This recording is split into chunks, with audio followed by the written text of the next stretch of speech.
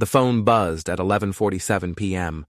Clarice's voice came through the speaker, bright and cheerful despite the late hour. "Hey honey, I'll be running late tonight. Book club is going longer than expected. Don't wait up for me." In the background, I heard it, a man's deep laugh, followed by the unmistakable clink of wine glasses. My wife of 3 years had never been much of a reader, and her sudden passion for literature over the past 2 months had struck me as odd. Now I knew why. "Take your time," I said, keeping my voice steady. "I'll need some time myself to pack your things." I hung up before she could respond. Greg Russo, that's me. 32 years old, owner of Russo Family Jewelers on Maple Street, inheritor of my father's stubborn streak and my mother's sharp eye for details.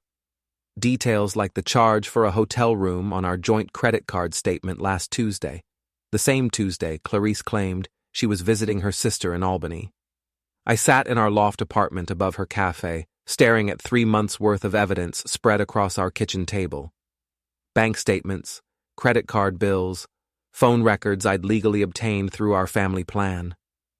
The picture they painted was clearer than the diamonds I appraised daily. My wife was having an affair. The irony wasn't lost on me. Here I was, a man who made his living evaluating precious stones, and I'd failed to notice the fake gem sleeping beside me every night. Clarice had become an expert at deception, crafting elaborate stories about book clubs, yoga classes, and girls' nights out. Meanwhile, she'd been meeting someone else. I opened my laptop and navigated to our shared cloud storage. Clarice had always been careless with technology, never bothering to change passwords or create separate accounts. What I found in a folder labeled Personal Projects made my stomach turn. Videos. Dozens of them. The first one showed Clarice in the cafe office after hours, but she wasn't alone. A tall man with dark hair and an expensive suit had his arms around her. The timestamp read 3 weeks ago, 9:30 p.m., the night she claimed she was helping Maria, her cafe manager, with inventory. I recognized the man immediately. Ivan Dragojevic, a Serbian immigrant who'd made a name for himself as some sort of social media personality. He ran seminars on masculine confidence and posted constantly about his conquests. Apparently, my wife had become his latest trophy. The second video was worse. Same office, same people, but this time they were discussing me. "Greg's so predictable," Clarice laughed. "He believes everything I tell him. Poor guy thinks I'm becoming cultured with all these book club meetings." Ivan's voice carried a thick accent. "You are sure he suspects nothing?" "Nothing at all. He's too busy with that dusty old jewelry store to pay attention to what I'm doing. Besides, he's always been the trusting type. Makes this so much easier." They kissed, and I slammed the laptop shut. The trusting type. She was right about that, and it stung more than her betrayal. I'd trusted her completely, never questioning her stories or checking up on her activities. In my family's jewelry business, trust was everything. A customer had to trust that the diamond they bought was genuine, that the gold was real, that the appraisal was honest. I'd extended that same professional integrity to my marriage. Clearly, that had been a mistake. I spent the next hour methodically documenting everything. Screenshots of the videos, photos of the financial records, copies of text messages between Clarice and Ivan that I'd found on her old phone, the one she'd carelessly left in a drawer when she upgraded to a newer model. The texts were revealing. Ivan wasn't just interested in my wife, he was using her. Several messages referenced his project, something about filming successful seductions for his online courses. Clarice wasn't his girlfriend. She was content for his website. By 1 a.m., I had everything organized in a folder of my own. Then I began phase 1 of what I was already thinking of as the reckoning. I packed Clarice's belongings methodically, folding each item with the same care I used when setting precious stones. Her clothes, jewelry, books she'd never read, cosmetics that cost more than most people's rent. Everything went into boxes. I labeled each one with a black marker, Clarice Russo, former resident. The wedding ring she'd left on the nightstand went into a small envelope along with a note. Thanks for the memories. Consider this our final transaction. I changed the locks. My brother Marco had taught me basic locksmith skills years ago, and I'd kept the tools. By 2:30 a.m., Clarice's key would no longer open our door. I left her boxes in the hallway outside the apartment, along with a spare key to the café downstairs and another note. Your new living arrangement. Hope it works out better than our marriage did. Then I waited. Clarice returned at 3:15 a.m., and I heard her key scraping uselessly in the lock. Then came the pounding on the door. Greg, open up! What's going on? I didn't answer. Instead, I listened as she discovered the boxes, heard her gasp when she read the notes. Her pounding became more frantic. Greg, we need to talk. This is ridiculous. You can't just lock me out. Actually, I could. The apartment was in my name, purchased with money from the jewelry store before we'd met. Legally, I had every right to revoke her access. Greg, please, I can explain everything. Before we dive deeper into this story, I have one small request. Please subscribe, drop a like, comment, and hit that hype button to boost this channel so more people can discover these incredible Reddit stories. Everything. As if there was some innocent explanation for hotel charges, secret meetings, and videos of her mocking me with another man. I heard her phone ring, probably calling Ivan for help. Good. Let him deal with her drama now. Around 4 a.m., the building went quiet. Mrs. Patterson from 3B had cracked her door to watch the show, and I knew the story would be all over the neighborhood by morning. Clarice valued her reputation above almost everything else. Having her personal business become local gossip would sting. I finally allowed myself to smile. This was just the beginning. The next morning, I opened Russo Family Jewelers as usual. Marco was already there, sorting through new inventory shipments.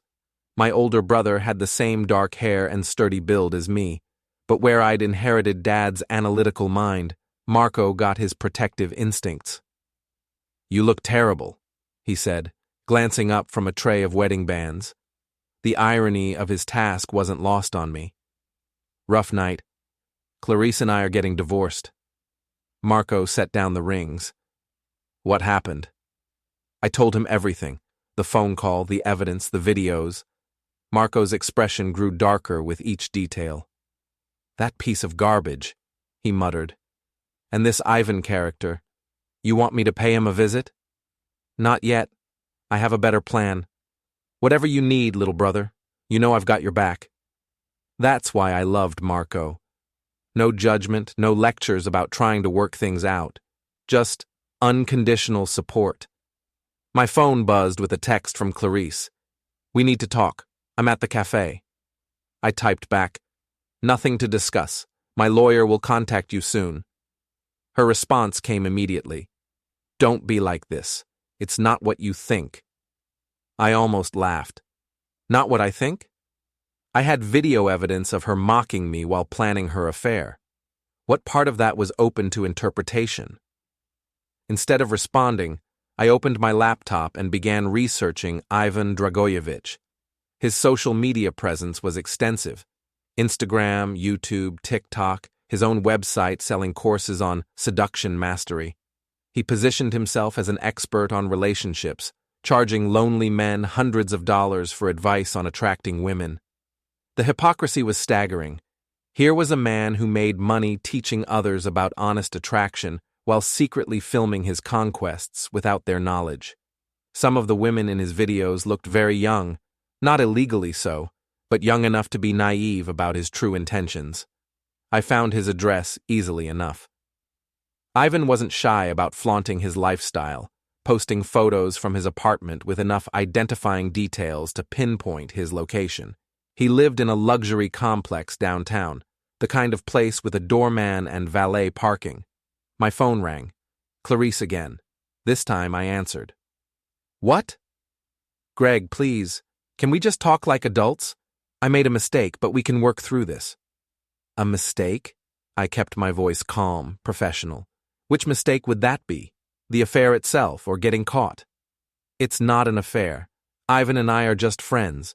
You're misunderstanding the situation. I have video of you two together, Clarice. I heard you calling me predictable and trusting. I saw the hotel charges and the secret meetings. What exactly am I misunderstanding? Silence. That's what I thought, I continued. Here's what's going to happen. You're going to stay at the café or find somewhere else to live. I'm filing for divorce based on adultery, which means I have grounds to keep the apartment and protect my business assets. If you want to make this easy, we can handle it quietly. If you want to make it difficult, I'll make sure everyone knows exactly what kind of person you really are. You wouldn't dare. Try me. I hung up and immediately called my lawyer, Jim Morrison. Yes, like the singer, and yes, he'd heard all the jokes. Jim had handled the legal work when I bought the apartment and when Clarice opened her cafe. He knew our situation well. Adultery case? Jim asked after I explained the situation. Do you have proof? Video evidence, financial records, text messages, more than enough. Good. In New York, adultery is grounds for divorce, and it can affect property division. Since the apartment is in your name and purchased before the marriage, you should be able to keep it. The cafe is more complicated. Did you provide any financing? I co-signed the initial loan, but she's been making the payments. We'll need to review the paperwork, but you might have a claim to partial ownership. Either way, with solid evidence of adultery, you're in a strong position. After hanging up with Jim, I felt a sense of control returning. For 3 months, Clarice had been manipulating me, lying to my face while conducting her affair. Now, it was my turn to control the situation. I spent the rest of the day planning my next moves. Ivan's social media accounts showed he had a pattern. He targeted women in relationships, seduced them, filmed the encounters, then moved on to the next conquest. Clarice was just another notch on his belt, though she was too infatuated to realize it. That gave me an idea. I woke up the next morning with a clear head and a detailed plan. The jewelry store wouldn't open for another hour, giving me time to execute the first phase of my counterattack. I started by emptying our joint checking account, legally since both our names were on it, and I had documented proof of Clarice's adultery. The money went into my personal business account, safely out of her reach. I left exactly $50 in the joint account with a memo, final payment for services rendered. Next, I visited our bank and removed Clarice's name from my personal accounts. She'd never contributed to them anyway, but I wanted to eliminate any potential access. The banker, Mrs. Chen, had known our family for years. "I'm sorry to hear about your troubles, Greg," she said, processing the paperwork. "Your father always said marriage was like a business partnership. It only works when both parties honor their commitments." Dad had been right about a lot of things. From the bank, I drove to Ivan's apartment complex. The doorman was a young guy, probably working his way through college. I approached him with a small jewelry box. "Excuse me, I'm supposed to deliver this to Ivan Dragoyevich in 15C. It's from Russo Family Jewelers. He ordered a custom piece for his girlfriend." The doorman looked at the elegant box with our store logo. "He's not in right now, but I can hold it for him." Actually, he specifically requested that I deliver it personally. Something about the insurance requirements for expensive pieces. "Could you call up and see when he'll be back?" The doorman dialed Ivan's apartment. No answer. "He's probably at the gym," the doorman said. "He usually works out at Elite Fitness on 3rd Street around this time." Perfect. "Thanks, I'll try him there." Elite Fitness was exactly the kind of place I'd expected to find Ivan. All chrome and mirrors, with membership fees higher than most people's car payments. I spotted him immediately, posing between sets while taking selfies. I watched him for 20 minutes, studying his routine. Ivan was clearly more interested in being seen than actually working out. He spent more time checking his reflection and chatting with women than lifting weights. When he headed to the locker room, I followed. "Ivan Dragoyevich?" He turned, flashing the same confident smile I'd seen in the videos with my wife. "Yes?" "Greg Russo. I believe you know my wife, Clarice." His smile faltered slightly, but he recovered quickly. Clarice? Yes, lovely woman. You're a lucky man. Was, I corrected. Past tense. We're getting divorced. Ivan's expression became guarded. I'm sorry to hear that. Are you? Because from what I understand, you played a significant role in ending my marriage. I don't know what you're talking about. I pulled out my phone and played a 10-second clip from one of the videos. Just audio, but enough to make my point. Ivan's voice came through clearly. You are sure he suspects nothing? The color drained from his face. Now that we understand each other, I continued, let me explain how this is going to work. You're going to stay away from my wife. You're going to delete any videos or photos you have of her. And you're going to find a new hobby that doesn't involve destroying other people's marriages. Ivan's confidence returned, probably because we were in a public place. You can't threaten me. I haven't done anything wrong. Haven't you? I held up my phone again. I have hours of footage showing you seducing a married woman, filming intimate encounters without her knowledge, and discussing how to deceive her husband. I also have evidence that this is a pattern for you. Multiple women, multiple relationships you've helped destroy. How do you think that would look if it went public? You're bluffing. Am I? Check your Instagram account. Ivan grabbed his phone and opened the app. His face went white as he scrolled through the comments on his latest post.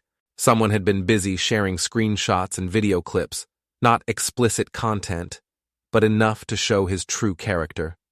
Comments from angry women, former clients demanding refunds, and a few choice words from husbands who'd apparently been in my situation. You did this? I did. And this is just the beginning. Every platform you use, every client you've scammed, every woman you've manipulated, they're all going to know exactly what kind of person you are. Ivan looked around the locker room nervously. A few other men were watching our conversation with interest. What do you want? I want you to disappear. Leave town, find a new career, start over somewhere else. Because if I see you again, if you contact my wife again, if you even think about continuing your little side business here, I'll make sure everyone knows your real story. I leaned closer, lowering my voice. I'm a businessman, Ivan. I understand reputation and consequences. You've built your entire career on an image, and I can destroy that image with a few mouse clicks. Test me if you want, but remember, I have nothing left to lose. Ivan stared at me for a long moment, then nodded slowly. Fine. I'll stay away from Clarice. Smart choice. I left him standing in the locker room and drove back to the jewelry store. Marco was handling a customer, but he caught my eye and raised an eyebrow. I nodded slightly. Phase 1 was complete. My phone started ringing as soon as I sat down at my desk. Clarice, of course. What did you do to Ivan? I had a conversation with him, man to man. He's talking about leaving town. Greg, you can't just what? Protect my interests? Defend my marriage? Oh, wait. There's no marriage left to defend, is there? You're being unreasonable. I'm being logical. Ivan was using you, Clarice. Did you know he films his conquests for his website? You weren't his girlfriend. You were content for his business. Silence. He didn't tell you about that part, did he? You thought you were special, but you were just another entry in his catalog. He's done this dozens of times. That's not true. Check his website. Look at the success stories section. See if any of those women look familiar. I hung up and returned to my work, but my mind was already moving to the next phase. Ivan might leave town, but the damage to my marriage was done. Clarice had made her choice, and now she'd have to live with the consequences. Around noon, Maria from the café knocked on the store's front door. She was a short, stocky woman in her 50s who'd worked in food service her entire life. Clarice had hired her 6 months ago, and Maria had quickly become the café's backbone. We need to talk, she said. I let her in and locked the door behind her. What's on your mind? Clarice is falling apart. She's been crying all morning, snapping at customers, burning orders. She told me you kicked her out and emptied your bank accounts. That's accurate. Maria studied my face. She also said, "It's all a misunderstanding, that you're overreacting to some innocent friendship." What do you think? I think Clarice has been lying about a lot of things. Those book club meetings, the late nights, the mysterious phone calls. I've been covering for her, making excuses to customers when she disappears for hours at a time. Why are you telling me this? Because I need this job, and I can see which way the wind is blowing. Clarice is about to lose everything, isn't she? I nodded. The cafe lease is in both our names. I co-signed the loan, and I've been covering the shortfalls when her revenue doesn't meet expenses. If I withdraw my support, she'll have to close. Unless she can find another co-signer or come up with the capital herself. Maria was quiet for a moment. What if someone else wanted to take over the lease? Someone with restaurant experience and a clean financial record? That could work. I've been saving money for years, dreaming of opening my own place. I know that cafe inside and out, the suppliers, the customers, the operations. I could make it work. I smiled. This was an unexpected opportunity, but it made perfect sense. Let me talk to my lawyer about transferring the lease. If you're serious about this, we might be able to work something out. I'm serious. And Greg, I'm sorry about what happened to you. You didn't deserve this. After Maria left, I called Jim Morrison to discuss the cafe situation. The legal aspects were complicated but manageable. Since I was a co-signer on the original lease and loan, I had some rights regarding the business.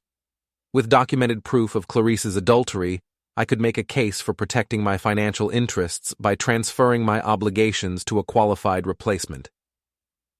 It's unusual, Jim admitted, but not impossible. If Maria can qualify for the loan and the landlord approves the transfer, we can probably make it work. The key is documenting that you're acting to protect yourself from financial harm caused by your wife's misconduct. How long would it take? A few weeks, assuming everyone cooperates. But Greg, this will essentially force Clarice out of her business. Are you sure you want to go that far? I thought about the videos, the lies, the casual way she'd mocked me to her lover. She made her choice, Jim. Now she gets to live with it. That evening, I sat in my apartment now, and reviewed everything I'd accomplished in just 2 days.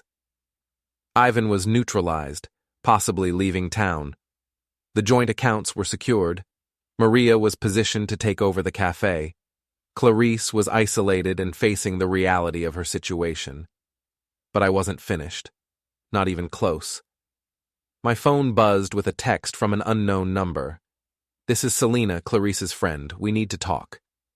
Selena Martinez was Clarice's oldest friend, a social media influencer with a modest following who made her living posting about lifestyle and fashion. She'd been maid of honor at our wedding, and I'd always found her vapid but harmless. I texted back, "About what?" "About the mess you're making. Meet me tomorrow at Central Café on Oak Street, 2 p.m. Why would I do that? Because I have information you need to hear, about Clarice and Ivan, about things you don't know yet. That got my attention. What kind of information? The kind that changes everything. 2 p.m. tomorrow. Come alone. I stared at the message for a long time. Selena had always been loyal to Clarice, so why would she want to help me? Unless Clarice had betrayed more than just her marriage vows. This was getting interesting. I arrived at Central Café 15 minutes early, choosing a corner table where I could watch the entrance. Selena walked in precisely at 2 p.m., her usual confident stride replaced by nervous energy. She'd always been attractive in an artificial way. Too much makeup, designer clothes that cost more than she could afford, carefully curated social media presence. Today she looked tired, older. "Thanks for coming," she said, sliding into the seat across from me. "You said you had information about Clarice and Ivan. I'm listening."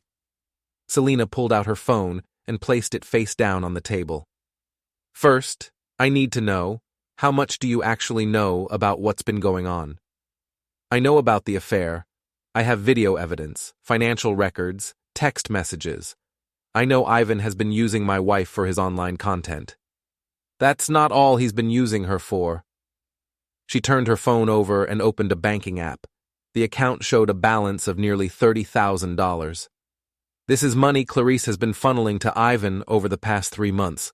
Small amounts at first, then larger transfers. She told me she was investing in his business, that they were going to be partners. I felt my stomach drop. $30,000 from where? The cafe's operating account. She's been skimming from daily receipts, inflating supplier costs, padding payroll. Maria doesn't know. Clarice handles all the financial records herself. How do you know about this? Selena's composure cracked slightly. Because Ivan approached me 2 weeks ago. He said Clarice had told him about my social media following, that he wanted to collaborate on some content. He offered to pay me to promote his courses to my audience. And you said yes. I said I'd think about it. But when we met to discuss details, he showed me what he called his portfolio, videos of women he'd seduced, including your wife. He was proud of it, Greg. He talked about these women like they were products he was selling. What changed your mind about working with him? I saw other videos, women I recognized from around town, including...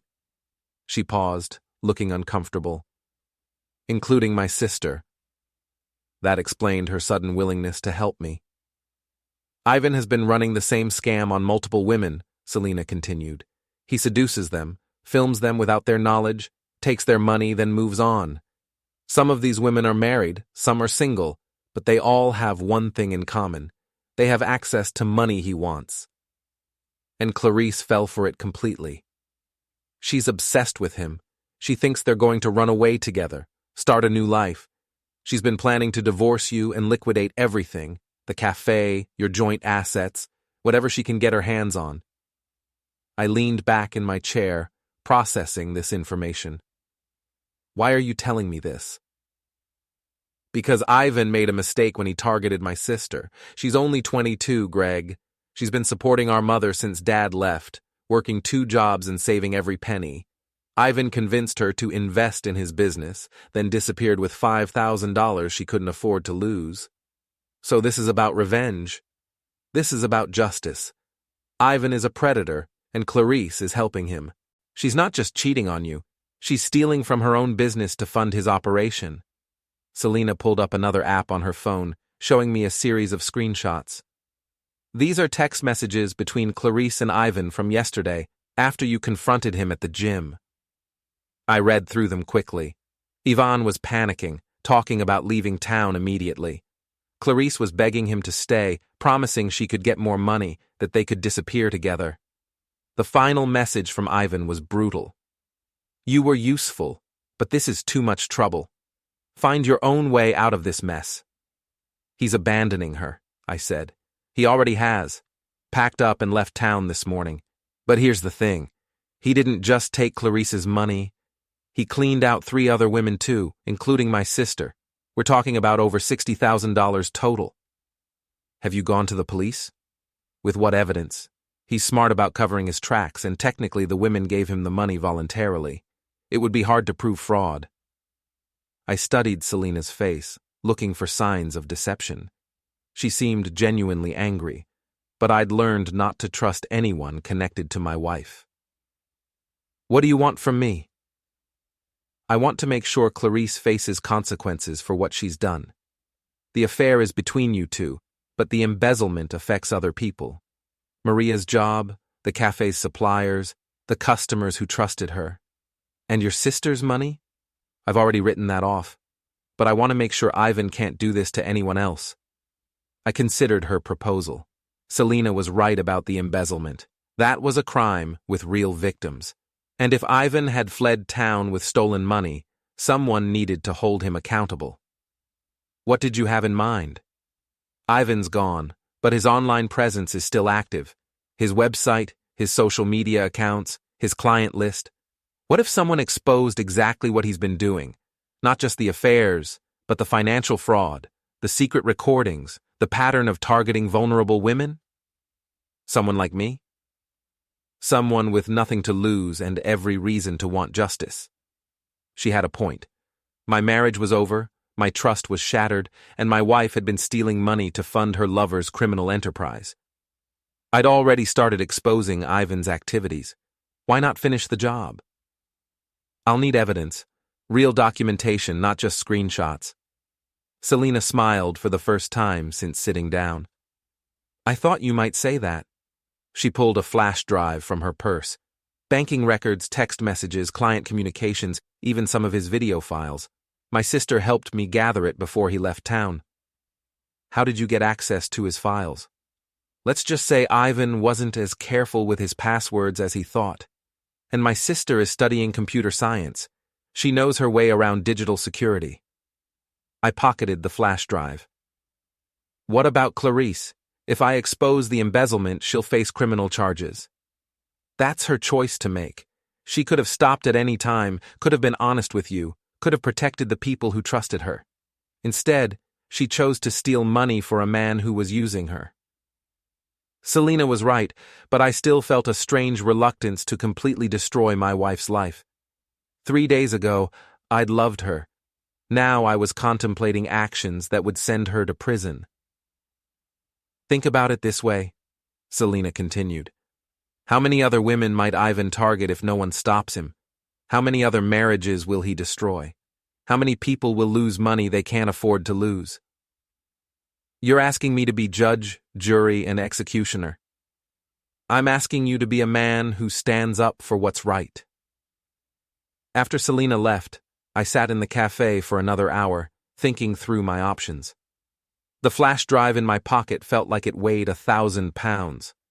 Whatever was on it would either give me the tools to destroy Ivan's operation completely or make me complicit in something I wasn't prepared for. I drove back to the jewelry store and locked myself in the back office. Marco was handling the front of the store, giving me privacy to examine Selena's evidence. The flash drive contained a treasure trove of information, banking records showing transfers from multiple women to Ivan's accounts, screenshots of conversations where he coached other men on seduction techniques, including how to identify and exploit emotional vulnerabilities, video files that made my stomach turn, not explicit content, but recordings of private conversations where women discuss their personal problems, their financial situations, their relationship troubles. Ivan wasn't just a cheating scumbag. He was a systematic predator who studied his victims, identified their weaknesses, then exploited them for money and content. The evidence against Clarice was damning. She'd transferred nearly $30,000 from the cafe's accounts over 3 months, always in amounts small enough to avoid triggering automatic alerts. She'd also provided Ivan with personal information about other women in town, their financial situations, their relationship problems, their contact information. My wife hadn't just been unfaithful, she'd been a recruiter for Ivan's operation. I called Jim Morrison and asked him to come to the store immediately. When he arrived, I showed him everything. This is serious criminal activity, he said after reviewing the files. Embezzlement, fraud, possibly conspiracy. If you turn this over to the authorities, Clarice will almost certainly face felony charges. What if I don't? Then you're potentially obstructing justice, and more importantly, you're allowing her to continue stealing from the business you're financially responsible for. What about Ivan? If he's left the jurisdiction with stolen money, that's federal wire fraud. The FBI would be interested in this case, especially if there are multiple victims across state lines. I stared at the computer screen, looking at months of evidence documenting my wife's betrayal, not just of our marriage, but of everyone who'd trusted her. Jim, I need you to do 2 things. First, contact the police and the FBI about Ivan's operation. Give them everything we have. And second, draw up papers to transfer the cafe lease to Maria immediately. I want Clarice out of that business before she can steal any more money. That's going to trigger a confrontation. Good. It's time we had one. Jim gathered the evidence files and left to begin the legal process. I sat alone in my office, preparing for what I knew would be the most difficult conversation of my life. My phone rang. Clarice. We need to talk, she said. Yes, we do. Meet me at the cafe in 1 hour. Greg, I know you're angry, but 1 hour, Clarice. Come alone. I hung up and called Marco into the office. I need you to come with me to the café. Things are about to get complicated. Marco looked at the evidence scattered across my desk. How complicated? The kind where my wife might go to prison. He whistled softly. What do you need me to do? Just watch my back. And if things get out of hand, make sure Maria stays safe. You got it, little brother. As we drove to the café, I thought about the conversation I was about to have. For 3 months, Clarice had been lying to me, stealing money, and helping a predator target other women. She'd made her choices, and now it was time for her to face the consequences. The reckoning was about to begin. The café was closed for the afternoon break when Marco and I arrived. I used my key, technically still legal since I was a co-signer on the lease, and found Clarice sitting alone at a corner table. She looked terrible. Her usually perfect makeup was smudged, her designer clothes wrinkled, her confident demeanor replaced by barely controlled panic. You came, she said, standing up nervously. Sit down, Clarice. We have a lot to discuss. Marco positioned himself near the front door, arms crossed, making it clear this wasn't a private conversation. Did you bring your brother to intimidate me? I brought him as a witness. You've proven I can't trust you to be honest, so I want someone else to hear what you have to say. Clarice glanced at Marco, then back at me. Greg, I know things look bad, but I can explain everything. Can you explain $30,000 in embezzled funds? Her face went white. How did you know about the money you've been stealing from the café, the transfers to Ivan's accounts, the way you've been skimming from daily receipts and inflating expenses? I pulled out a folder of printed bank records. I know everything, Clarice. She stared at the papers, her hands trembling. It's not what you think. Really? Then explain it to me. Explain how you justified stealing money from a business I helped finance to give to your lover. It wasn't stealing. It was an investment.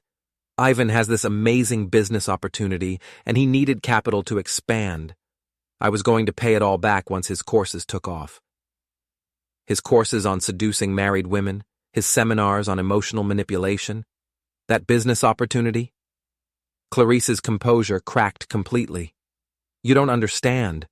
Ivan is brilliant. He's helping people improve their lives, teaching them confidence and social skills.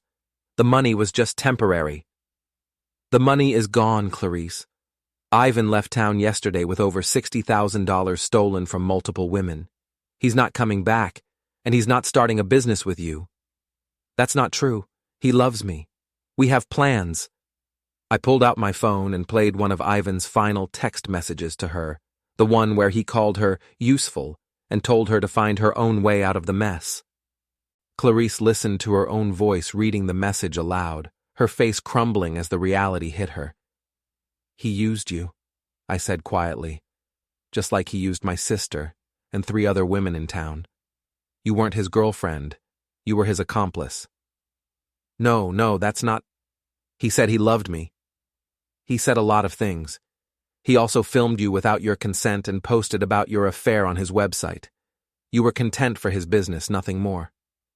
Clarice buried her face in her hands, sobbing. For a moment, I almost felt sorry for her. Almost. Here's what's going to happen, I continued. I've turned all the evidence over to the police and the FBI.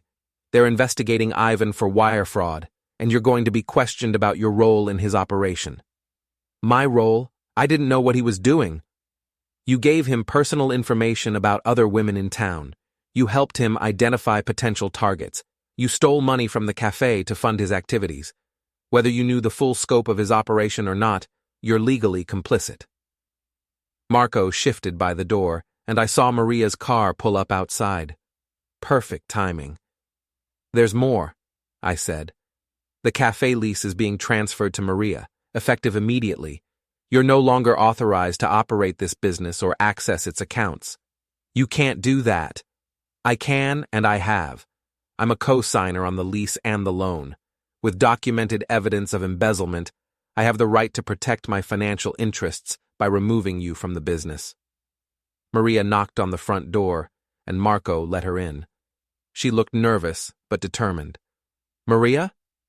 Clarice stood up, confused. What are you doing here? Taking over, Maria said simply. Greg has transferred the lease to me. I'll be running the cafe from now on. This is insane. Clarice turned back to me, desperation replacing shock. Greg, you can't just destroy everything I've worked for. Everything you worked for? You mean the business I helped finance? The one you've been stealing from for months? The one you were planning to liquidate so you could run away with a criminal? I made a mistake. People make mistakes. Mistakes? I stood up, my carefully controlled anger finally breaking through. You didn't make a mistake, Clarice. You made a series of calculated decisions. You chose to have an affair. You chose to lie to me for months. You chose to steal money from the business. You chose to help Ivan target other women. Those weren't mistakes. They were choices. I can fix this. I can pay the money back. With what? Ivan's gone, your lover has abandoned you, and you're about to face criminal charges. What exactly are you going to use to pay back $30,000? Clarice looked around the cafe desperately, as if searching for an escape route. The apartment. I have rights to half the apartment. Actually, you don't. The apartment was purchased before our marriage with money from my family's business. New York law is clear about separate property acquired before marriage. Then the jewelry store. Also separate property. Family business. Established long before I met you. This isn't fair. Fair? I laughed, but there was no humor in it. You want to talk about fair? Was it fair when you mocked me to your lover, calling me predictable and trusting? Was it fair when you stole money from a business that employs Maria and serves this community? Was it fair when you helped Ivan target other women, including a 22-year-old girl who lost her savings? Clarice had no answer for that. Here's what's fair, I continued. You're going to face the consequences of your choices. The police will investigate the embezzlement. The FBI will investigate Ivan's operation and your role in it.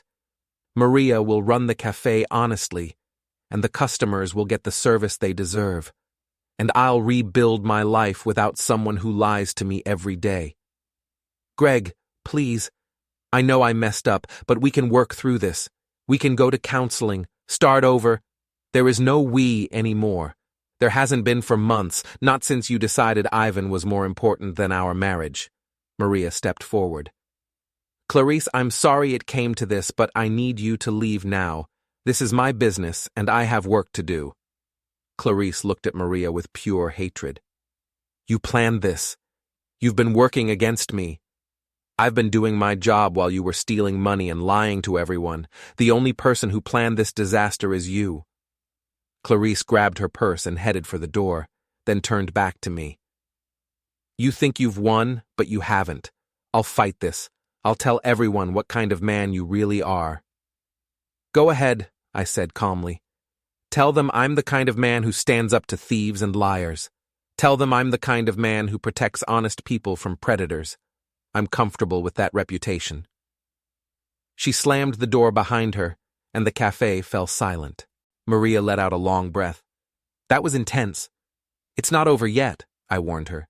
Clarice is desperate, and desperate people do unpredictable things. You should probably change the locks and install a security camera. Already planned on it. Greg, I want you to know. I'll run this place right. No skimming, no lies, no drama, just good food and honest service. I know you will. That's why I chose you. Marco and I left Maria to start her new life as a business owner and drove back to the jewelry store. I felt emotionally drained, but also strangely relieved. The confrontation I'd been dreading was over, and Clarice finally knew where things stood. My phone buzzed with a text from Jim Morrison. Police want to interview you tomorrow at 2 p.m. FBI is opening a case on Ivan. Things are moving fast. Another text, this one from Selena. Heard about the cafe. Good for Maria. How are you holding up? I typed back, taking it one day at a time. Thanks for the evidence. You did the right thing. My sister says thank you too. That evening, I sat in my apartment, quiet now without Clarice's constant chatter and phone calls, and thought about everything that had changed in just 4 days. My marriage was over, my wife was facing criminal charges, and I was starting over at 32. But for the first time in months, I felt like I could breathe. The lies were over. The deception had ended. Whatever came next, at least it would be honest. My phone rang one more time. Unknown number. Hello? This is Detective Sarah Williams with the City Police. I understand you have information about a fraud case involving Ivan Dragoyevich and your wife, Clarice Russo. That's correct. We'd like to interview you tomorrow afternoon. This is a serious case with multiple victims, and your evidence could be crucial to our investigation. I'll be there. One more thing, Mr. Russo. We've been in contact with federal authorities. If our investigation confirms what we suspect, this could become a multi-jurisdictional case. Are you prepared for that level of scrutiny? I looked around my quiet apartment, thought about the jewelry store that represented 4 generations of honest business, considered the community that had trusted my family for decades. Detective, I'm prepared to tell the truth, whatever the consequences. Good. We'll see you tomorrow. After hanging up, I poured myself a glass of wine and sat on the balcony overlooking the city. Somewhere out there, Ivan was probably targeting his next victim, confident that he'd escaped consequences once again. Somewhere else, Clarice was probably planning her next move, still believing she could manipulate her way out of trouble. They were both wrong. The reckoning was just beginning. The police station interview lasted 3 hours. Detective Williams was thorough, professional, and clearly experienced with financial crimes. She walked me through every piece of evidence, every transaction, every communication between Clarice and Ivan. This is one of the most comprehensive fraud cases I've seen, she said, reviewing the files. Your wife's banking records alone show a clear pattern of embezzlement, and the communications with Mr. Dragoyevich establish intent to defraud. What happens next? We're coordinating with the FBI since Dragoyevich crossed state lines with stolen funds. They're tracking his current location and building cases in multiple jurisdictions. As for your wife, we'll be issuing a warrant for her arrest on embezzlement charges.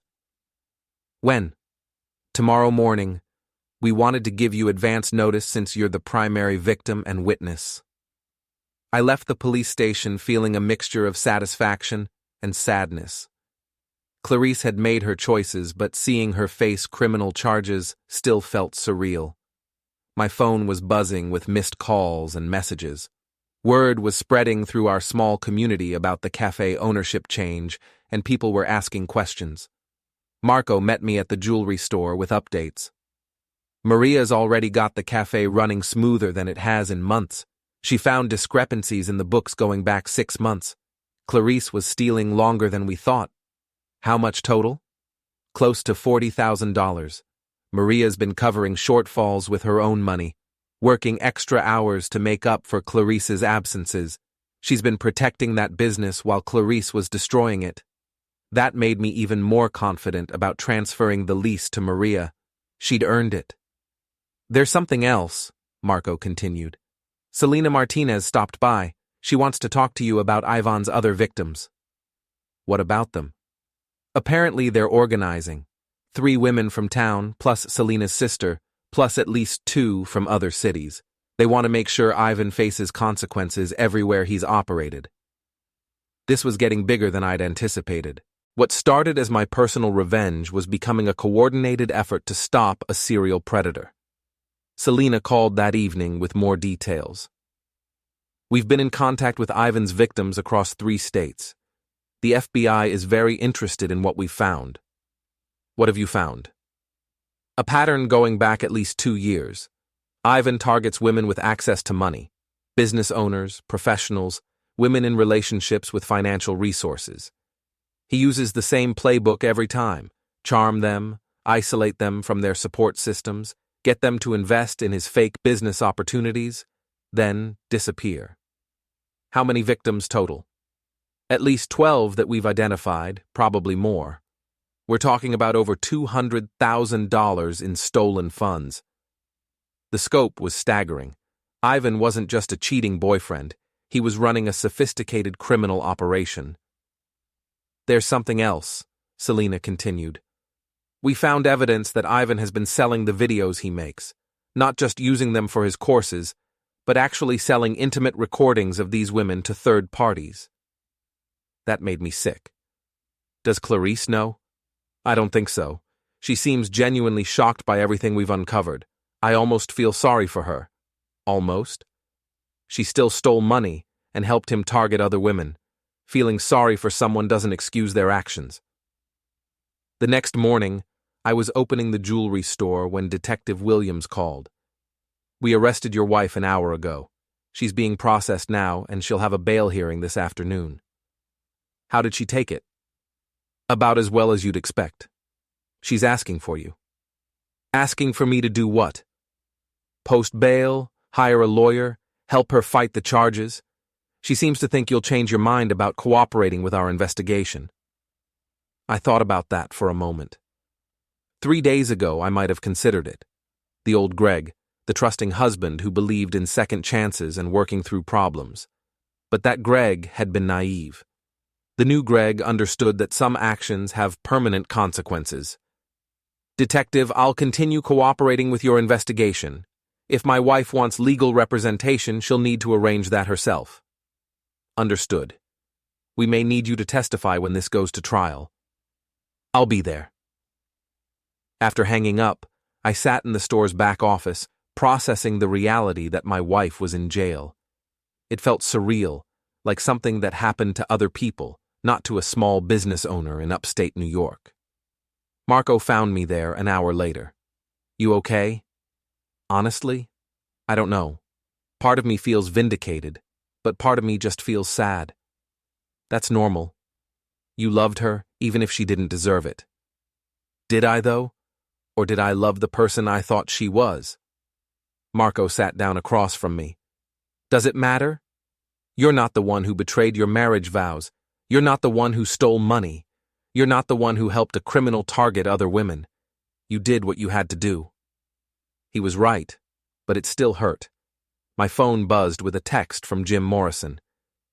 Clarice's bail set at $50,000. She's looking for someone to post it. Thought you should know. I showed the message to Marco. Let me guess, she expects you to pay. Probably. Or maybe her family will help her. What if they don't? I considered that possibility. Clarice's parents lived in Florida on a fixed income. Her sister was a teacher with 2 kids. They didn't have $50,000 lying around. Then she stays in jail until trial. You're really not going to help her? Marco, she stole $40,000 to give to a man who was using her. She helped him target other women, including a 22-year-old girl who lost her life savings. She mocked me to her lover and planned to divorce me so she could run away with a criminal. Why would I help her now? Because you're a good person? Good people don't enable criminals. If I post her bail, I'm telling her that actions don't have consequences, that she can always count on me to clean up her mistakes. That's not helping her, that's making her problems worse. Marco nodded slowly. Dad would be proud of you. For destroying my marriage? For standing up for what's right, even when it's hard. That afternoon, Maria stopped by the jewelry store with an update on the café. Business is actually up, she reported. Word is getting around that there's new management and people are curious. I've had 3 job interviews today. Apparently, working for Clarice wasn't popular with local restaurant workers. Why not? She had a reputation for being difficult, demanding, unpredictable, quick to blame others for problems. I've been covering for her behavior for months, but other employees quit rather than deal with her drama. It occurred to me that I'd been doing the same thing in my marriage, covering for Clarice's behavior, making excuses for her actions, enabling her worst impulses by never holding her accountable. Maria, can I ask you something? Did you see signs of the embezzlement? She looked uncomfortable. I suspected something was wrong with the books, but Clarice handled all the financial records herself. When I asked questions, she got defensive and told me to focus on my own job. "Why didn't you come to me?" "Because you seemed happy, and I didn't want to cause problems in your marriage based on suspicions. I figured if there were real issues, you'd discover them eventually. I should have been paying closer attention. Greg, you trusted your wife to run her business honestly. That's not a character flaw. That's normal behavior in a marriage. The problem wasn't your trust. It was her decision to abuse it." That evening, I received a call from an unknown number with a Florida area code. "Is this Greg Russo?" "Yes." "This is Patricia Hendricks, Clarice's mother. I think we need to talk." I'd met Patricia twice, at our wedding and during one brief visit to New York. She was a sharp woman in her 70s who'd raised 3 daughters as a single mother after her husband left. "What can I do for you, Mrs. Hendricks?"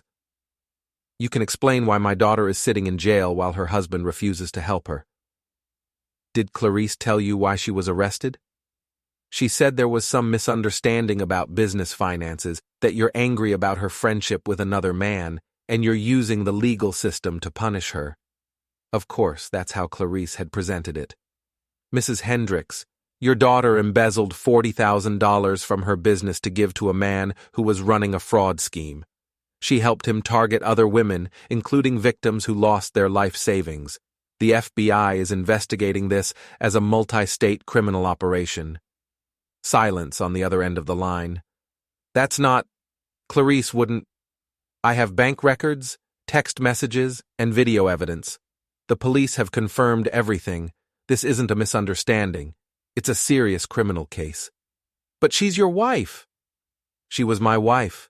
She chose to end our marriage when she decided another man was more important than our relationship. Greg, please, she made mistakes, but she doesn't deserve to go to prison." "Mrs. Hendricks, I understand you want to protect your daughter, but she didn't just make mistakes. She committed crimes. She stole money from a business that employs other people. She helped a predator target vulnerable women. If I post her bail and hire her lawyers, I'm telling her that actions don't have consequences." "So you're just going to abandon her?" "I'm going to let the legal system handle her case fairly. If she's innocent, a jury will find her not guilty. If she's guilty, she'll face appropriate consequences." What happened to "for better or worse"? What happened to forsaking all others?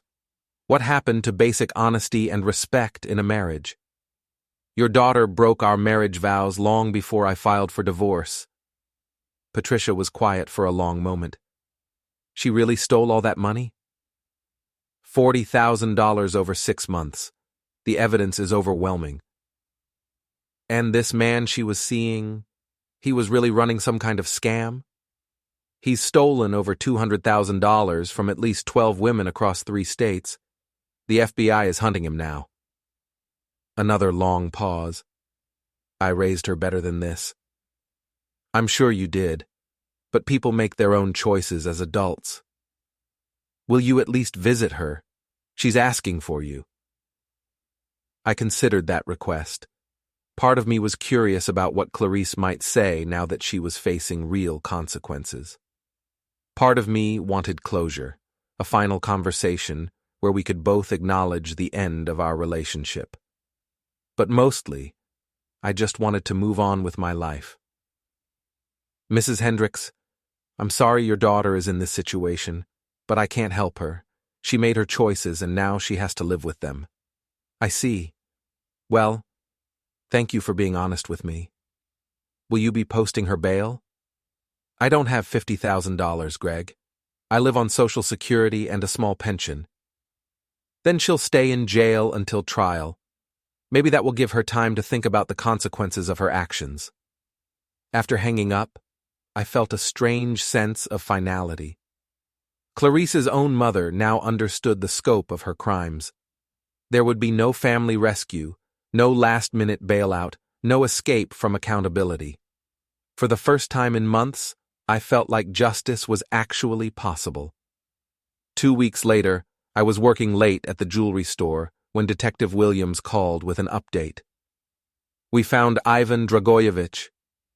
Where? Miami. He was setting up the same operation with new victims. Local police arrested him yesterday on federal charges.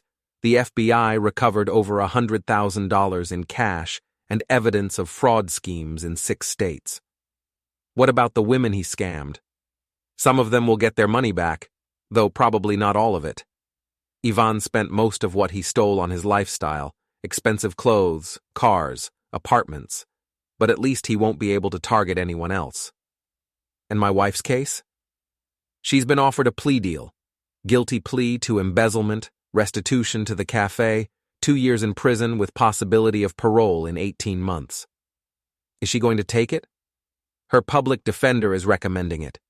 If she goes to trial and loses, she could face 5 years plus federal conspiracy charges related to Ivan's operation.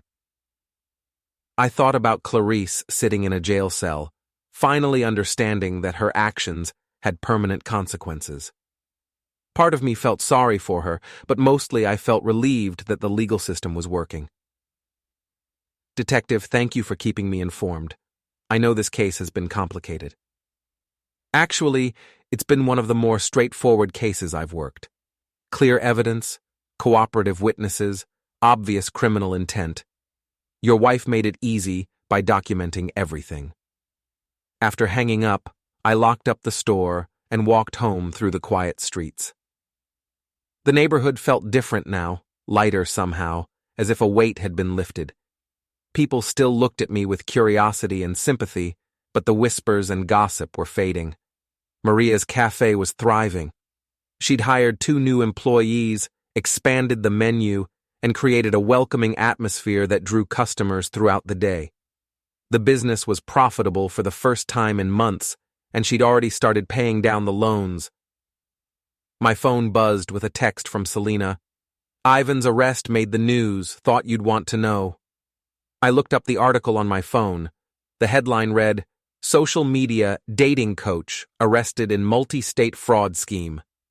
The story detailed Ivan's operation, the multiple victims, and the coordinated investigation that had brought him down. My name wasn't mentioned, which was fine with me. This wasn't about personal revenge anymore. It was about justice for everyone Ivan had hurt. Another text from Selena. My sister got half her money back. She wanted me to thank you. Tell her she's welcome. How are the other victims doing? Better now that they know Ivan can't hurt anyone else. Some of them are starting a support group for people who've been targeted by romance scams. That's a good idea? What about you? How are you holding up? I considered the question as I climbed the stairs to my apartment. How was I holding up? I'm okay. Taking it one day at a time.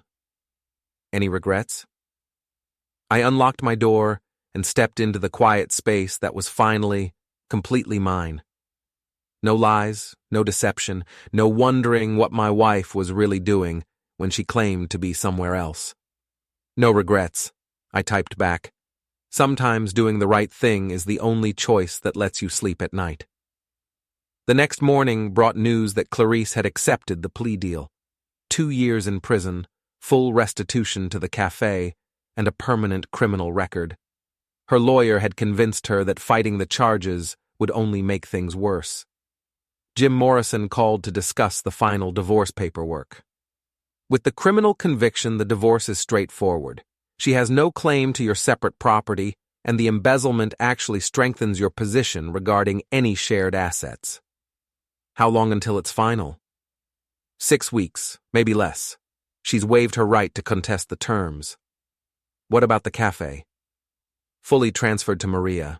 Clarice signed the paperwork as part of her plea agreement. I felt a sense of closure I hadn't expected. The legal battles were ending. The criminals were facing justice, and honest people like Maria were being rewarded for their integrity. That afternoon, I decided to visit the café for the first time since the ownership transfer. Maria greeted me with a huge smile and insisted on making me lunch personally. Business is better than ever, she reported, setting down a plate of her famous meatloaf.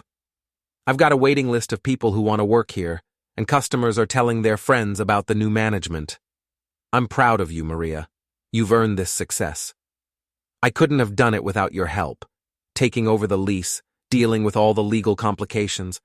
You didn't have to do that. Yes, I did. You were protecting this business while Clarice was destroying it. You deserved the chance to run it properly. As I ate lunch, I watched Maria interact with customers and employees. She was firm but fair, organized but flexible, honest in every transaction. Everything Clarice had pretended to be, Maria actually was. My phone buzzed with a call from an unknown number. I almost didn't answer, but something made me pick up. "Greg, this is Clarice." I hadn't heard her voice in 3 weeks. She sounded tired, defeated. "What do you want?"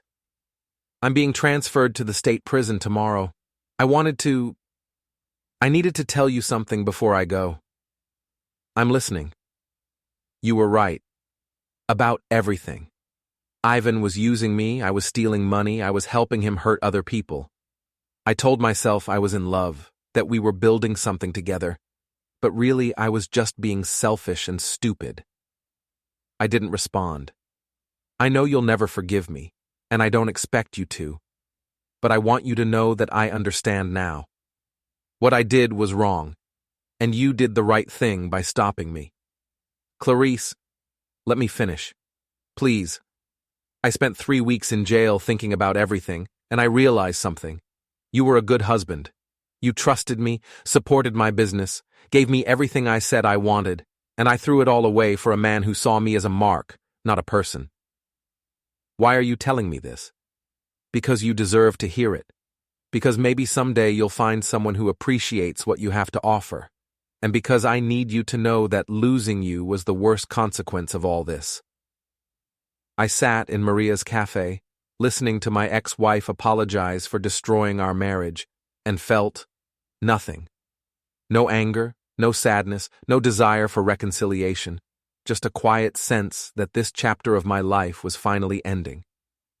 "I hope prison gives you time to figure out who you want to be," I said finally. "Greg? Yeah? Be happy. You deserve to be happy." She hung up, and I stared at the phone for a long moment. Then I deleted her number from my contacts. Marco found me there an hour later, sitting quietly with an empty coffee cup. "You okay?" "Clarice called. She's being transferred to prison tomorrow." "What did she say?" "That she was sorry. That she understood why I did what I did. That she hopes I'll be happy." "How do you feel about that?" I considered the question carefully. Relieved, I think. Like I can finally move on without wondering what she's really thinking or planning. "Good. You've been carrying this weight for months." We walked back to the jewelry store together, and I felt lighter with each step. The lies were over. The criminals were facing justice, and I was free to rebuild my life on honest foundations. That evening, I sat on my balcony with a glass of wine, looking out over the city I'd called home my entire life. Somewhere out there, Ivan was sitting in a federal prison cell, finally facing consequences for his crimes. Somewhere else, Clarice was preparing for 2 years of incarceration, learning that actions have permanent results. And here I was, 32 years old, divorced, but surrounded by people who valued honesty and integrity.